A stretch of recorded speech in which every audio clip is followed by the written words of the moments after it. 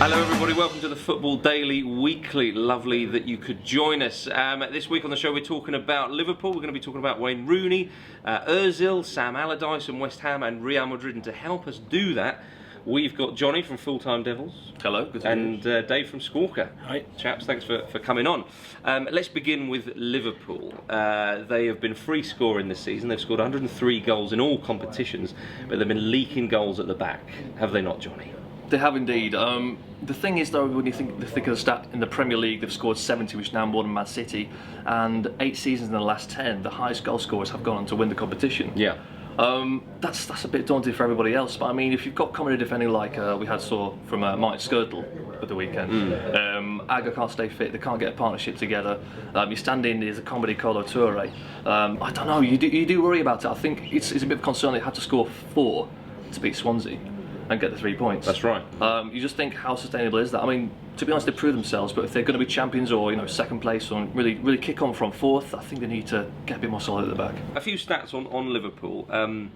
They've only kept 7 clean sheets all season and conceded 2 or more 11 times this season. But then they've scored 4 times for the 8th time this season as well. So, like we said, they're scoring. Dave, I mean, Liverpool they've got a chance to win the league this season. They do, for the first time in a little while. Could their defence be their undoing? I mean, attack-wise, they've been one of the best sides in the league. I'd say so. Yeah, it's with Mourinho coming back into the Premier League. I think it's going to get. Defence is going to be where you win the league. It's going to be conceding that the fewest amount of goals. Attack, yeah, it's fair enough, but I think just whether they can get that defence nice and strong, get the centre backs working together. With Colo Toure, obviously you've got a player that's far past playing top 4 football in the Premier League, really. So it's one of those things where there's a number of places that Liverpool could strengthen this summer, and potentially next summer they will be up there challenging for the title. So I'm going to say Liverpool fans this year maybe not win the league, but there you are. Let's talk about Manchester United, or more specifically Wayne Rooney. He's just been given an enormous deal. He's getting £300 million a week, or whatever it is, 300,000 if we're going to be accurate. Is he worth that, Dave? I wouldn't say so, no. You wouldn't say? I personally think that with United to move on, obviously you've got to get rid of Rooney. In 2014, Rooney's scored 1 goal and got no assists, created 6 chances in 6 games.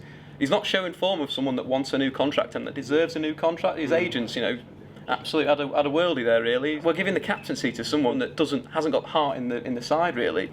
I mean, Johnny, would you agree with that? I mean, Rooney has. I mean, the stat is, of course, that he's only the 2nd player to score 10 plus goals in 10 consecutive seasons. I mean, he has been a good player for Manchester United. I think he has been in and out of form at times, but he's been a good player. Is it a good deal? Well, it's a very good deal for Rooney, but is it a good bit of business by Manchester United, or do you think they've been a little bit over the top? I think in the context, it's something that we had to do. We had to pay over the odds. £30 million players don't grow on trees, and they certainly don't grow on trees when you've got Malcolm Glazer pulling out £500 million from United and really not reinvesting. But he's talismanic, and you think of the way the business model of the Glazers is, we really need that commercial icon because he's massive in Asia and North America, which are very lucrative markets. So I think that is how we get in our money, because we don't have this big benefactor. Mesut Özil, he didn't play for Arsenal on the weekend. Wenger dropped him. Dave, do you agree with the criticism that's been coming his way? I mean, he's still a great player, is he not? I think it's a little bit unfair, a little bit like Arsenal fans sort of turning on him in a way, like Flamini, Mertesacker both having a go after big games that they've lost.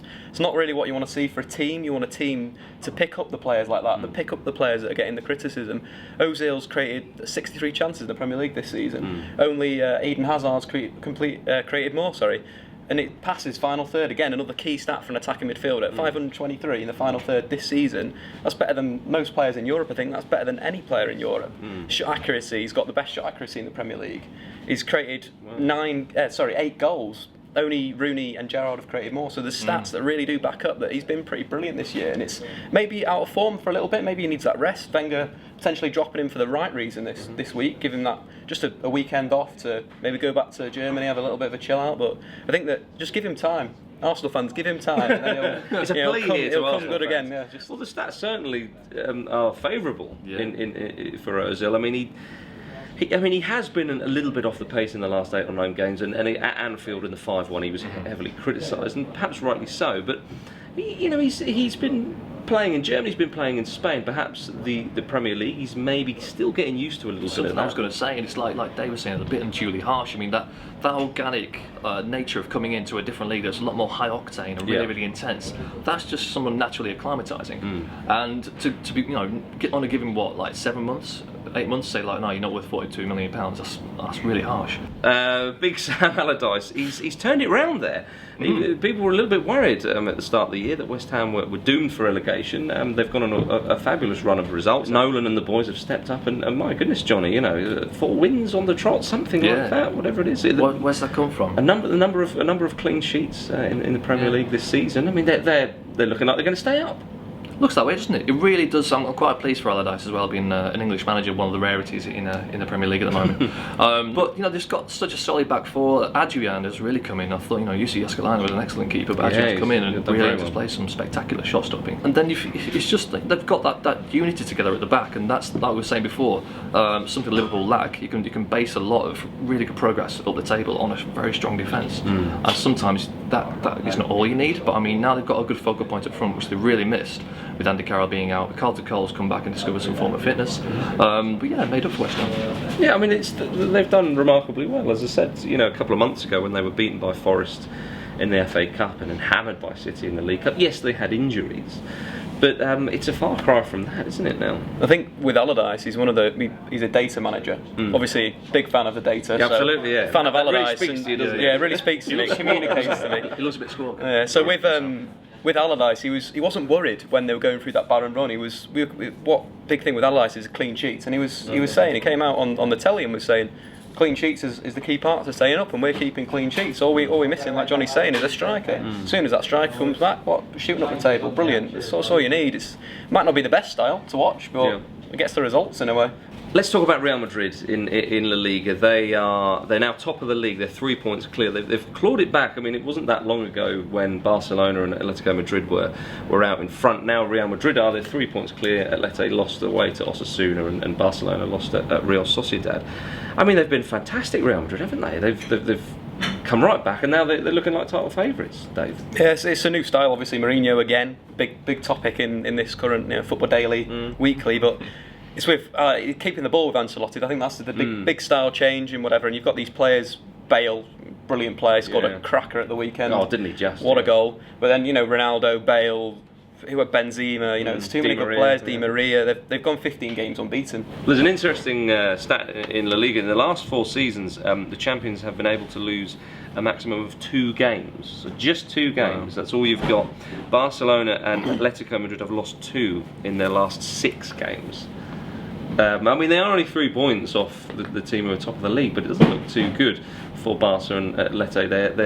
They've had a dip in form, and it's a shame because Atletico Madrid have been so good. And I think for the neutral, we would have probably wanted them to see duopoly. Absolutely, which has been so prevalent throughout. So, I mean, Dave, do you think Atletico can still do it? Obviously, heart of hearts want them to do it. Want them to lift the title. Go against the big 2. I think with the stat about losing 2 games in a season, hopefully. The La Liga is going to become more competitive with the emergence of Atletico, so maybe you're looking at 4 losses in a season, which hopefully we can all hope and pray that Barca and Atletico are still in the title race to make it exciting. But potentially the problem we've got with Atletico is them getting a bit tired. Simeone's been there 3 seasons, they're playing that rugged pressing style, and maybe it's just classic quote that 3 seasons is all you can play with pressing football. Well, chaps, that concludes the Football Daily Weekly for this week. Do leave your comments below and get in touch to tell us what you think of all the weekend's action. We shall see you next time.